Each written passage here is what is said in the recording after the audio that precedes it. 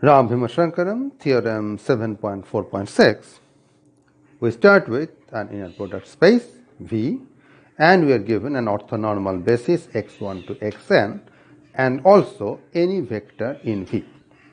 Now, we know that since it's a basis, so I can express x as a linear combination of x1 to xn. In other words, I can find scalars alpha 1 to alpha n such that this holds. This is true for any basis. Now, finding these alpha 1 to alpha n may be quite difficult in case of a general basis, but for orthonormal basis, there is a very easy way of finding them, and this theorem is extremely important because it gives this simple formula where alpha I is given by just the inner product of x with xi. Now here there is a word of warning. When I am working with an inner product space, I have my underlying field either R or C. Now if you are working with R, whether you write the xi first and the x second, or in this way, it doesn't matter. But if you are working with C, then the order matters, and you have to write it in this way for this formula to work over C. And the proof is very simple. The proof goes like this. I already know that x can be written in this way. There is no problem about that because it's a basis. The point is how to find the alpha i's. So what you do is you take inner product of x with this. That's exactly what I have done. When you do that, what you have is just this x, which is alpha 1 x1 plus etc. alpha n xn. With it, I am taking inner product of xi. Now remember that from the property of inner products, it will distribute over its first argument. That's why you have to keep this first. So this xi will be inner producted with all these things, and they all vanish because they're orthogonal. So the only term that will be left with will be alpha I xi with xi. All the other things will be 0. And this will be equal to 1 because we are working with an orthonormal basis. So you will be left with only alpha I. And this is the most important reason why we care about orthonormal basis. Now here is an important point that Rao Bhim do not mention, but it is very important. Suppose I give you any basis, and I give you a vector, then you can express it as a linear combination of those basis vectors. Then it is a very natural intuition to say that this part, alpha 1 x1, is basically the contribution of x1 to x. Similarly, alpha 2 x2 is the contribution of x2 towards x. All these contributions together make up x. So it's a very natural statement or a natural intuitive way of thinking. But is this way of thinking correct? Unfortunately, no. Because if you write it in this way, it seems to indicate that alpha 1 is actually a function of only x1 and x. So you know what x is, so you know what x1 is, so x1 has some contribution towards x, and that is given by alpha x1. So alpha 1 is as if completely determined by these two things. However, for an arbitrary basis, that need not be the case. Let's take an example. Suppose this is my x1, this is my x2, they form a basis of R2, and here is my x. Now I can express this as a linear combination of these two vectors. That basically means completing this parallelogram. So this will be my alpha 1 x1 and this vector will be my alpha 2 x2. Now what I do is that I leave my x1 alone, but I will just change my x2. So if I do that, suppose I take my x2 like this. And now when I want to express the same thing as a parallelogram with these lines as the sides, I will get something like this. So here, this is my alpha 1 x1 and this is my alpha 2 x2. So alpha 2 will be negative because I am flipping this around. Thus you see alpha 1 is changing depending on what you are doing to x2. When you are taking x2 like this, your alpha 1 x1 is this. When you are changing x2 to this, your alpha x1 now changes to this. So alpha 1 is not governed only by x1 but also by the other vectors in your basis, which sadly messes up our intuitive thinking about alpha 1 x1 being the contribution of x by x1 alone. If, however, it is not just any basis, but it is any ONB, in fact, any orthogonal basis will also do, then we really can say this. Then we really can say that it is contribution of this, because we have already seen that now this will be simply the inner product of this with this. So it is a function of only the vector that you are taking linear combination of and the vector, the basis vector whose coefficient you are talking about. There is no role played by x2 to xn, which makes our intuitive understanding correct. So if you proceed with this intuition for an ONB, then you are going to get correct answer.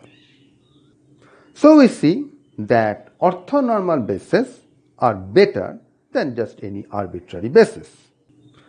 So the natural next question is, does an orthonormal basis always exist? For basis, yes, we know that every vector space except the trivial vector space consisting of only the zero vector has a basis. The question is, does an orthonormal basis always exist? Well, first of all, for an orthonormal basis, you must be working with an inner product space. So I assume that I have an inner product space. The question is whether an orthonormal basis always exists for any arbitrary inner product space. Now, assuming that it exists, then the next question would be how to find one. And then the next question will be, can an orthonormal basis be extended? What does that mean? By this I mean that suppose I give you some particular vector space together with a subspace. Now we know that a basis has a wonderful property. You can start with any basis here, then you can just add some extra vectors here such that the entire thing will be a basis of the full space, and that is what is called extending a basis. So I merely did not say there is a basis for this and there is a basis for this. I say once you start with any basis, there is a basis for the bigger space which will include your original basis. That is what is called extending a basis. This is a very useful thing in linear algebra. The question is whether the same thing can be done for orthonormal basis. So if I start with an orthonormal basis of a subspace, can I just grow it into an orthonormal basis of the entire space? Well, turns out that the answers to all these questions are yes, and we'll be working with only finite dimensional vector spaces. So, does an orthonormal basis always exist? Yes, for finite dimensional inner product spaces they always exist, and there is a very simple way of finding one, and that simple way will itself tell us about how you can extend one. Now at the heart of all these questions it's this method, Gram-Schmidt orthogonalization. It should better be called orthonormalization anyway, and that algorithm, it's an algorithm, will answer all these things in the affirmative. Now I have already spent one entire video explaining Gram-Schmidt orthogonalization and its intuition, so I am not going to go over them all over again, except just give the main overview. The basic idea of Gram-Schmidt orthogonalization, which I have abbreviated to GSO, is this. You start with an inner product space, and any basis of that inner product space you feed that into this black box, the algorithm.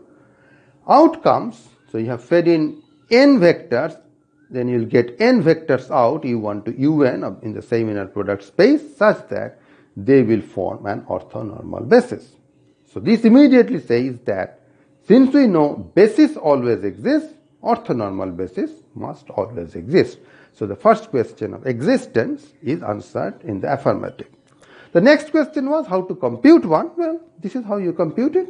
So you start with any basis and you crunch it out into an orthonormal basis. So that gives you an algorithm, and the algorithm is not a very complicated one conceptually.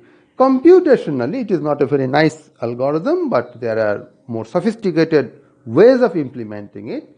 For example, what is called the QR decomposition, if you know about that. So that is just a computationally efficient version of Gram-Schmidt orthogonalization. Anyway, we are not going to go into that because we are following the book. So that answers the second question. Now the third question can be answered by a special property of this thing. The special property is when you are running this Gram-Schmidt orthogonalization, you have to feed them one by one. So once you feed in x1, you will get u1. Once you feed in x2, you will get u2. So the thing works sequentially. It's not that you have to feed them all together and all these things will come out by one. So I can say that x1 will give you u1. And then when you give x1 and x2 together, x1 is already inside, you will get u2 and so on. As a result, if you change your basis such that xn alone is changed, so you keep x1 to xn minus 1 as before, and you only change xn, then here in the output u1 to un minus 1 will remain as before. Un is the only thing that will possibly change.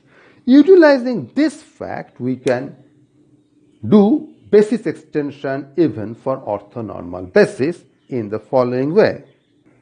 Suppose this is our entire vector space and this is a subspace.